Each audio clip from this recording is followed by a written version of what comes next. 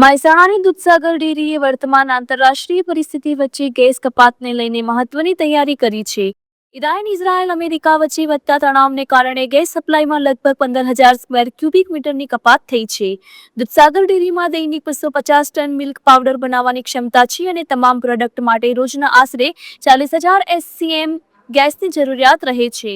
હાલ ડેરીને સાબરમતી ગેસ અને ગેઇલ પાસેથી લગભગ 25,000 SCM ગેસ મળી રહ્યો છે.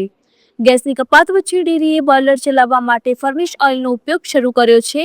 સાથે સાથે ભવિષ્યમાં પરિસ્થિતિ વધુ ગંભીર બને તો બાયો ઇંધણથી ચાલતા બોઇલરનું ટેસ્ટિંગ શરૂ કરવામાં આવ્યું છે.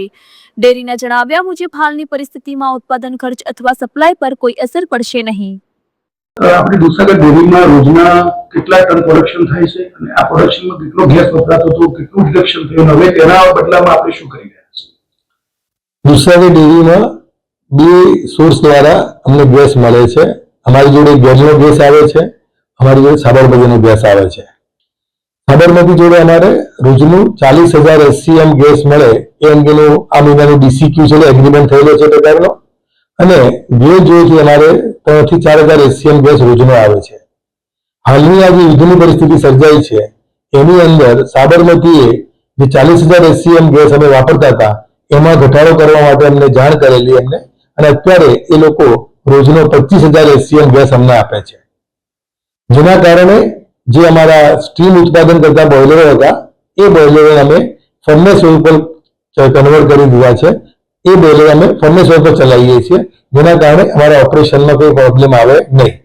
આગામી પરિસ્થિતિ જો યુદ્ધ વધુ ખેંચાય છે અને હજુ પણ પુરવઠો ઘટે છે તેવા સમયે દૂધસાગર ડેરી પ્રોડક્શન માટે કેટલી તૈયાર છે? દૂધસાગર ડેરીને પ્રોસેસિંગ કરવા માટે, પાવડર બનાવવા માટે ઇંધણની જરૂર તો પડશે જ.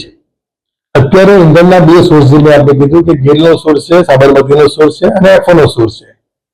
દેશની અંદર અત્યારે જે ગેસ એફઓ અવેલેબલ છે નજીકના ભવિષ્યમાં એવું કોઈ દેખાતું નથી, પણ છતાં જો સદંતર ન આવે તો એ કિસ્સાની અંદર અમારે ત્યાં અમે એક સોલિડ ફ્યુલ બોઇલર પર નાખી રહ્યા છીએ, જેનું અત્યારે કમિશનિંગ ટ્રાયલ ચાલુ છે. અમારો પૂરો પ્રયત્ન છે કે આવતા 10 દિવસની અંદર સોલિડ ફ્યુલ બોઇલર ચાલુ કરી દઈએ, જેની અંદર હસ્કને વપરાતું હોવાથી ઓઇલ ના હોય અને ગેસ ના હોય એવા સંજોગોમાં પણ અમે અમારો પ્લાન સ્મૂથ ચલાવી શકીએ એવો અમારો પ્રયત્ન ચાલુ છે. આ બધા વચ્ચે પ્રોડક્શન કોસ્ટમાં કોઈ ફરક પડવાનો છે?